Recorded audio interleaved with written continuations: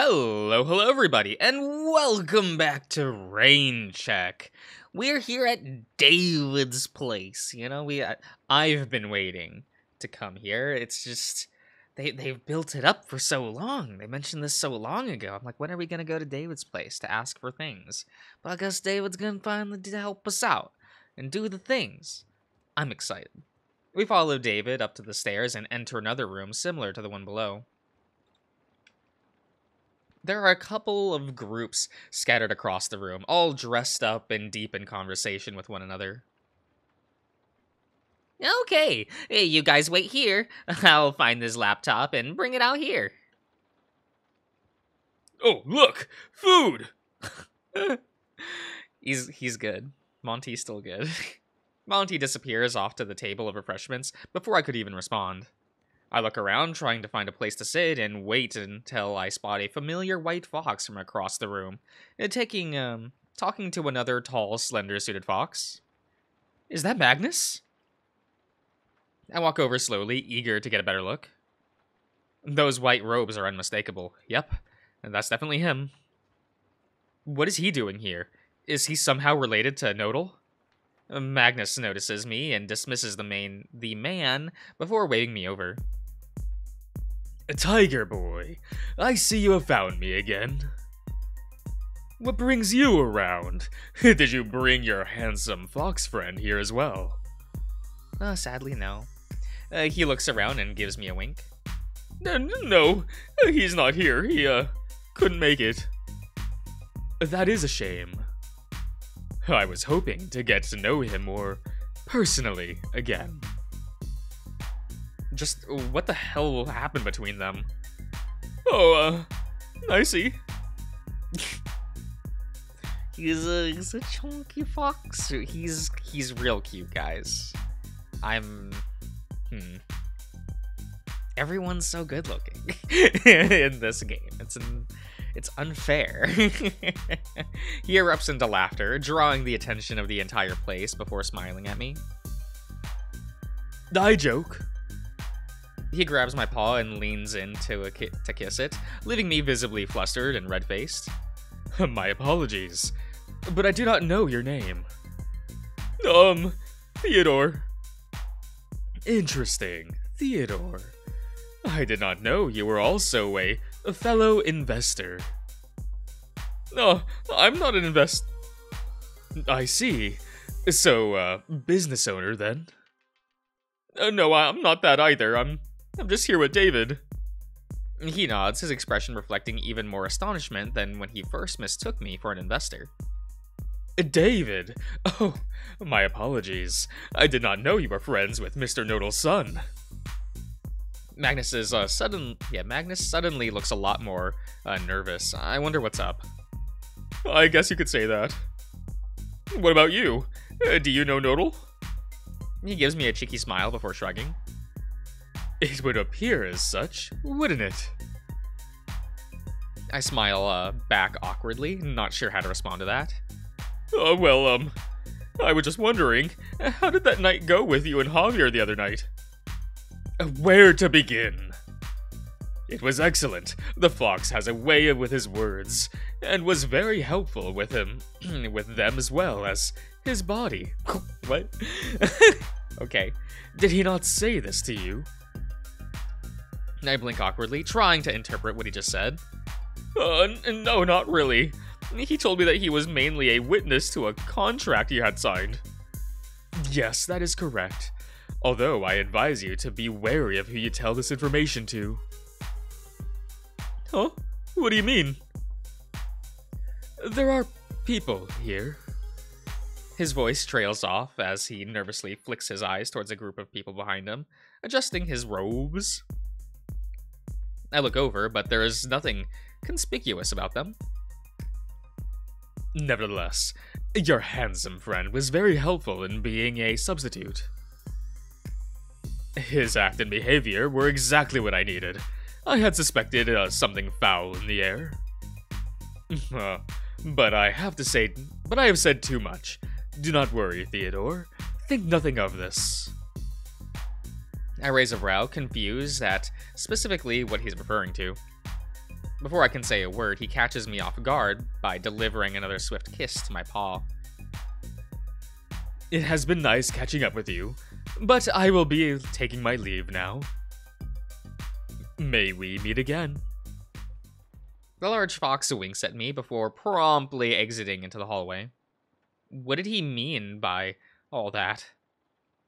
I'm almost tempted to chase after him, but Monty waves me down, carrying a plate of fruit in his paw as he makes his way over. Oh, Theo! What was that you were just talking to? Who is that you were just talking to?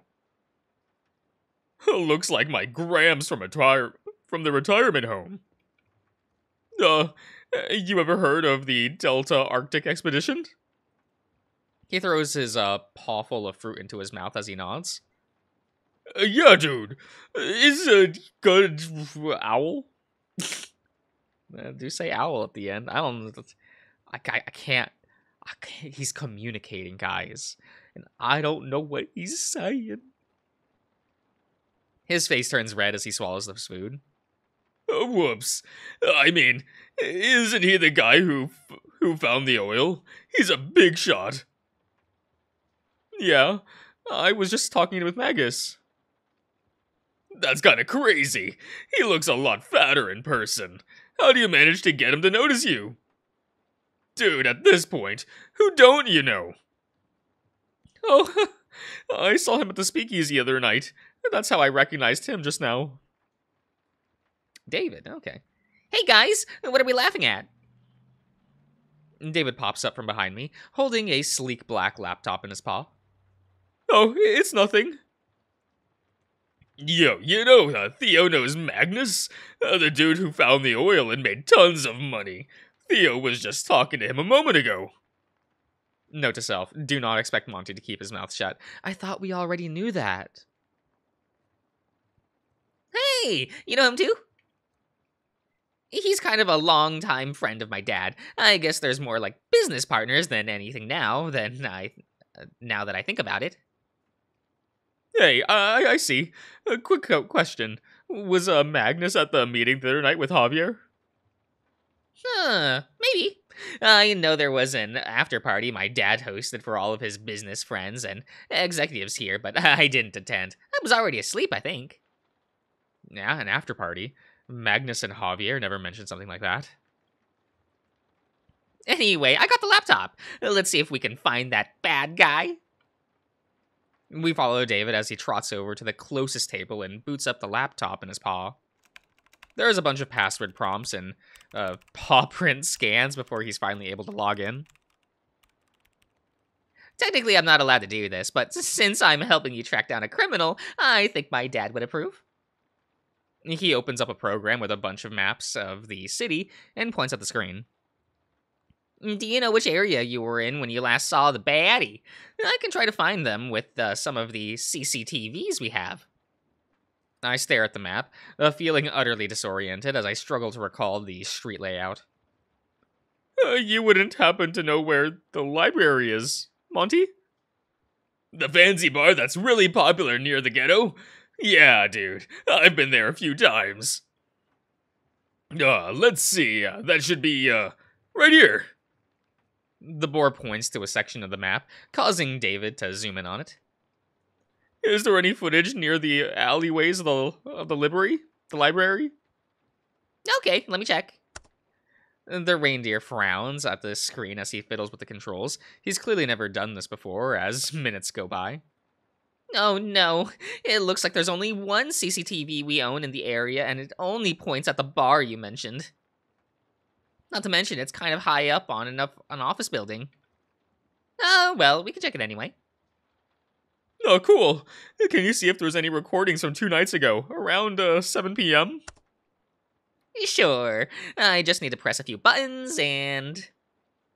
Monty and I stare eagerly at the monitor as David fiddles again with the controls before a video player pops up with a camera focused directly at the intersection the speakeasy is on. Hey, is this it? Yeah. Is it possible to zoom into that building there? We all squint at the video as the video flickers between different quantities while zooming onto a small section of the screen. Zoom in, enhance! Okay, let me turn up the game volume a little bit. The picture quality remains surprisingly clear and smooth, even with such a close zoom. That should do. I guess we can let it play back and see if we notice anything. The three of us stare attentively at the sped up video plays. Nothing unusual happens for a good 30 seconds until I notice two dark figures walk up to the building before disappearing out of frame. That must be Ro and Javier. Their silhouettes are unmistakable. No, excuse me.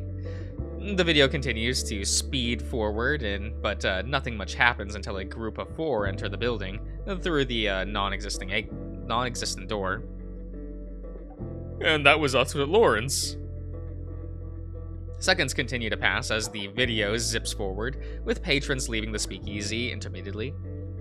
Occasionally, someone enters the speakeasy, but the camera reveals their clothes, and they don't match the description of the survivor or anyone we know. Dude, talk about spooky. I can't believe it plays back this level of detail. And it's even in color. Should I be worried about being spied on when I'm in public? Of course not. Nobody has access to this except for my dad, and he's only ever used this manual override for good. Do you guys even use this for? What do you guys even use this for? My apologies. Well, we sell surveillance camera services to companies, and also the government, for monitoring. The video footage also gets used as training data for one of my dad's latest upcoming projects. But you didn't hear that from me. Whew, that's good to know. I was worried that... I pat Monty's arm, signaling him to look at the screen and pay attention. Guys, look! I tap the screen and manage to slow the playback speed, squinting as a pair of figures standing outside the building. Hey, that looks like Snowy, and he's with someone else too. Oh, is that the polar bear security guard that helped us open the gardens? What was his name again? Mr. Christopher? I ignore the two and continue to study the video, my eyes locked onto the snow leopard. He's just standing there. What are they doing? Deciding to speed the video back up, the pair continue to stand there for quite some time before heading inside. Is it just me, or did it feel like they were waiting for someone or something? Oh, sorry, I flipped that on accident. Yeah, but it also looks like they were discussing something too, with the way they were standing, you know.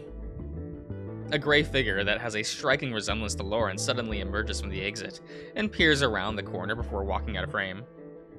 I guess this is Lawrence tracking down the survivor, although it's not clear where he's going or where the survivor is. After a bit more time passes, a small sedan pulls up directly outside the speakeasy. Christopher emerges out of the building and gets into the vehicle, which drives off seconds later. Hey, the security guard got a ride back home!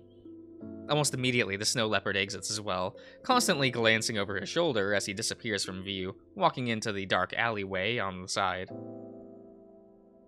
Only for Ro and I to appear right afterwards. Hey, look! It's you, dude! Dissatisfied with the results, I shake my head, expecting to see something more interesting. Man, this only confirms what happens that night. It doesn't really tell us where the snow leopard went. Wait, dude! Monty's paw follows the gray blur rushing past the just off-screen the speakeasy. What is that thing? Rewind and zoom out! Go, go, go!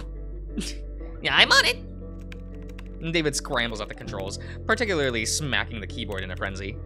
Somehow he managed to rewind the footage just enough to catch a blur darting past a couple of buildings at the intersection, this time at a slower pace as the video zooms out. Holy shit! Is that the snow leopard? Yeah. Hey, that's great. That means we found him, right? My excitement quickly dies as I shake my head. No, not really. I know he was able to escape that night. It doesn't really tell us where he went. Even if there was a blood trail left behind, it's most likely been washed away by all of the rainfall we've had the past few days. David, do you happen to have any cameras pointing in the direction where the snow leopard ran off? No, it doesn't look like we have that that many in this neighborhood.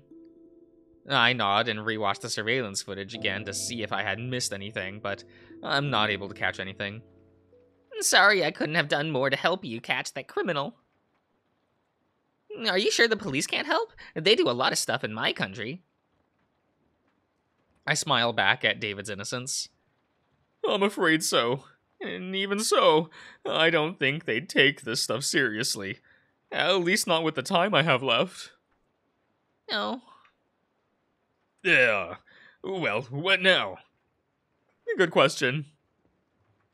My first thought was to go back to the speakeasy and see where the snow leopard could have ran off to, but that seems like a dumb idea. Do you think it's a smart idea to ask the polar bear that was with him? It might be worth a shot. Maybe he'll tell us what he learned about that guy. Maybe he'll tell us when when he learns? Oh, okay, I understand the sentence. When he learns that the guy he was with was a criminal. I think Christopher already knows that. Why else would he be together that night? Hey, dude. Maybe they're just, really good friends. Maybe even lovers. You never know. Wow, lovers? How romantic. What? Not lovers? They probably know each other. They probably know each other through, though. I guess I don't have much of a choice, huh? I look for the reassurance from the two, but David looks lost in thought.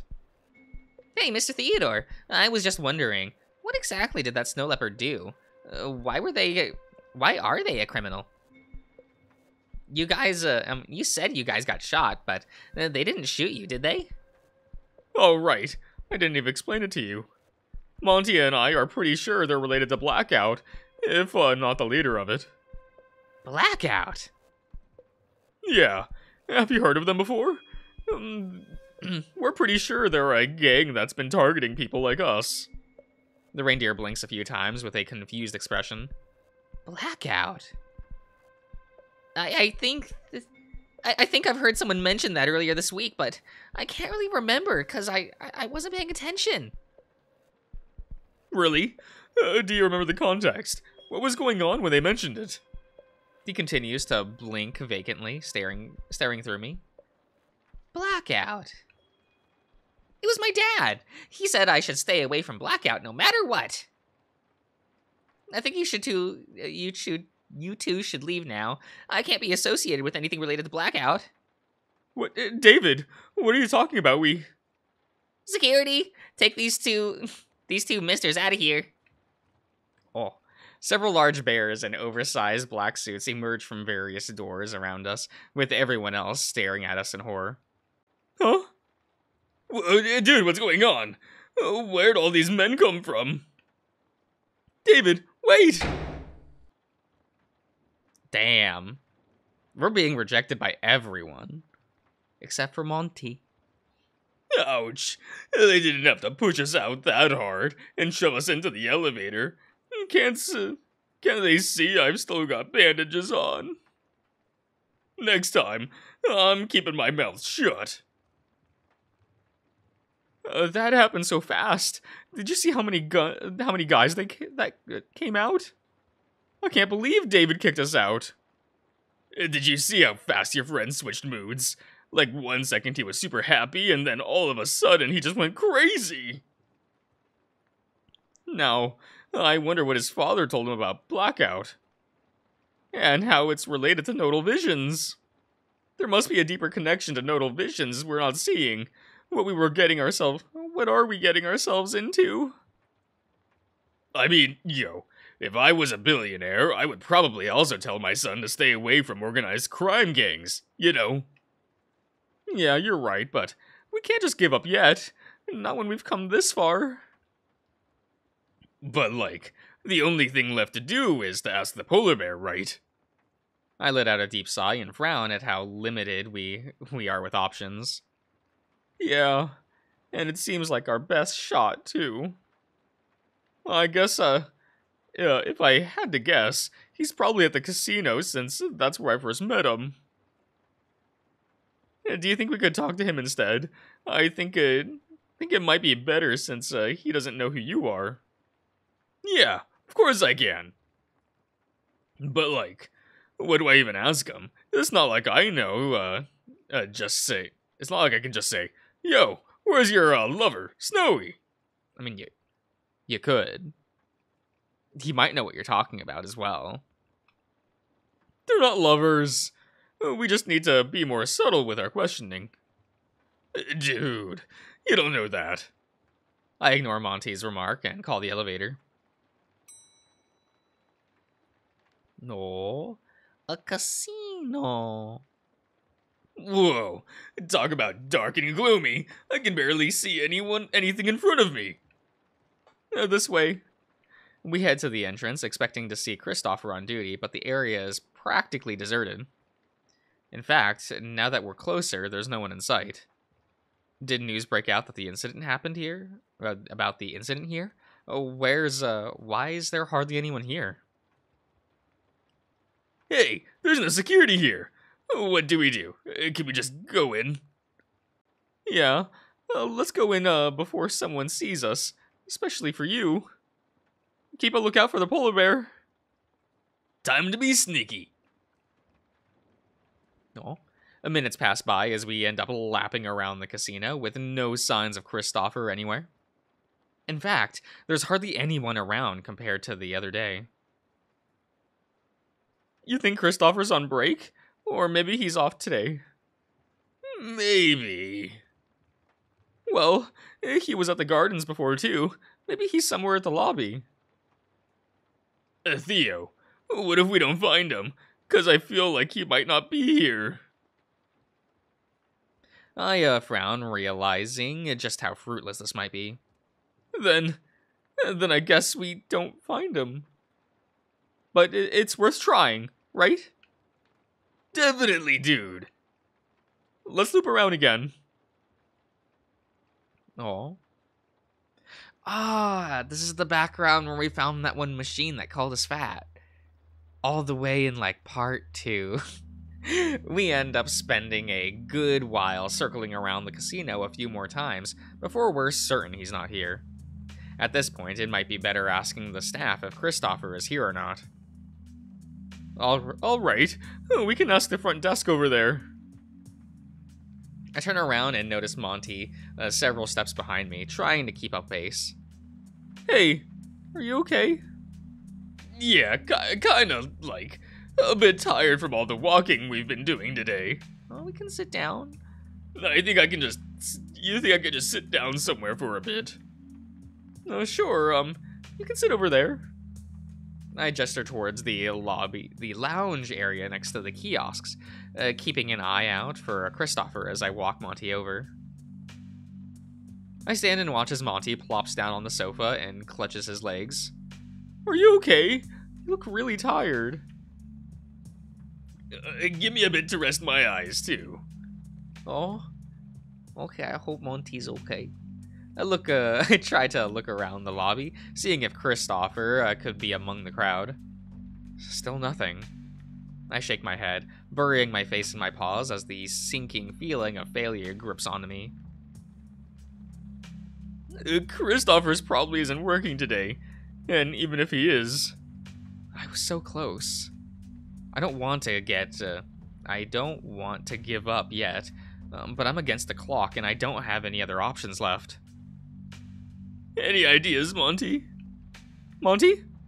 I look over and see Monty's eyes closed, his paws clutched together at his chest. Hey, are you okay? Dizzy. Dizzy?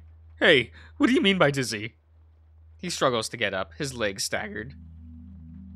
Don't try to stand, you're gonna fall. Monty's legs suddenly give, and I'm barely able to catch him as we both stumble onto the floor. Ouch! Hey, Monty, are you okay? I nudge Monty's face. Monty, hey, say something. Crap, he's not responding. Oh no, is this related to this heart condition? A large crowd starts to form around us, and I grow more and more panicked as Monty continues to lay motionless. Someone call an ambulance, please! No, call an Uber.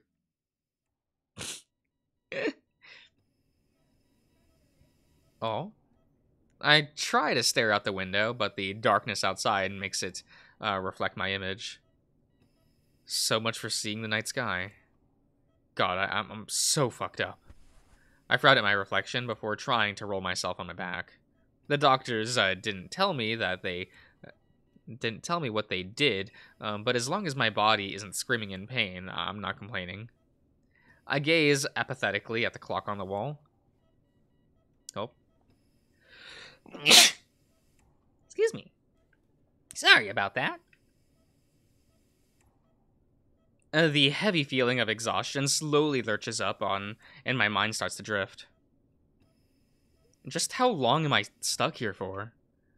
But even if I recover, where the hell do I go with this amnesia? Besides that tiger, things have been awfully quiet. No family, no co-workers, no friends. I wonder if anyone knows I'm here. Did I even have any friends or family? Maybe the answer is as simple as that. What kind of life was I living?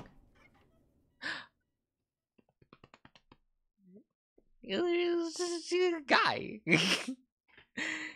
you should hang out with Theo, bro. Oh. Theodore. He looks worn out. I wonder what happened since this morning. Hey, it's me again. How are you feeling? I wince back in discomfort. Oh, okay. I still can't speak, right? No worries, I'll be quick. The tiger sits down on the sofa, staring at the floor, his voice quiet and trembling. This can't be good. I visited Javier earlier, your investigation partner. I asked if he could help me look into who did this to you. But he refused, said that they were more important things to look into at the moment, and called me impatient. God. That sprite. Give him some head pats. His head sways as he wipes his eyes. How can he call me impatient when he isn't even here? When he wasn't even there? If you don't act soon, we might not get another opportunity to figure out what happened to us. To you. Not to mention, he's never even visited once. I don't know. I know I can't do much even if I uncover the truth. But I was hoping you and Javier could look into it after you got better and regained your memories. I wanted to do something meaningful in my life for once. And you gave me a reason to try. I comfort him with a weak smile, trying my best to understand where he's coming from. It's awkward being told things I can't remember, but I feel for you, Theodore. It must be so lonely being here all by yourself. I'm sorry, Ro. I wish I could keep you company longer, but tomorrow's my last day here. I have to go home soon. I'm not from around here. I don't belong here. His breathing is erratic, and he takes a deep breath before continuing. I was foolish. I'm sorry. I shouldn't have promised anything when I don't even have the capabilities. I'm not some superhero. I'm not even on the same level as you or Javier. I barely made any progress before shit hit the fan. I don't know what I'll do tomorrow. I only have one more lead, and after that, I guess it's up to Javier. Has he visited you? A fox with big round glasses. I frown, shaking my head as slowly as I can. I thought so. He'd rather work on finding the survivor than visit you. I'll try my best tomorrow. If I don't figure it out, then I don't figure it out. It's just, we came so close. We were right there, and well, things started falling apart. Especially today.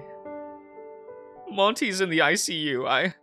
I really don't know anymore. They won't tell me what's wrong with him, but he wasn't breathing properly and was having spasms. What the hell is going on? The same boy from earlier, now in the ICU? I want you to have this, in case I don't see you again tomorrow, Ro. The tiger takes out a folded note from his pocket and places it next to my pillow. It's a keepsake. I wrote it just for you. Something to remember me by. Oh, the bell. It's almost 11. Visiting hours are almost over. I should be going, before they kick me out like before. Hopefully I see you tomorrow. But if I don't, thank you for everything. I'll never forget you. I swear on it. Oh, that's so cute. He walks out, and just like as soon as he came, he's gone. I lean to the side of my pillow and grab the note with my teeth. I struggle for a good whole minute before I'm able to wrestle it open, the note with a paw. Oh, that's so cute. Hi, Ro. I'm forever grateful for what you did for me. This past week has been nothing short of memorable. It might be silly to say, but maybe one day we'll see each other again, and I can thank you properly. If and when your memories return to you, I hope you're able to remember the times we had. I'll never forget the sacrifice you did to save my life. Theodore. A sense of guilt and frustration wells up inside me as I feel a wet sensation on my face. Am I crying? I can't fully understand, and I don't think I ever will until I remember, but the sentiment is real enough, and that's apparently enough for me to react emotionally. Fuck. Oh.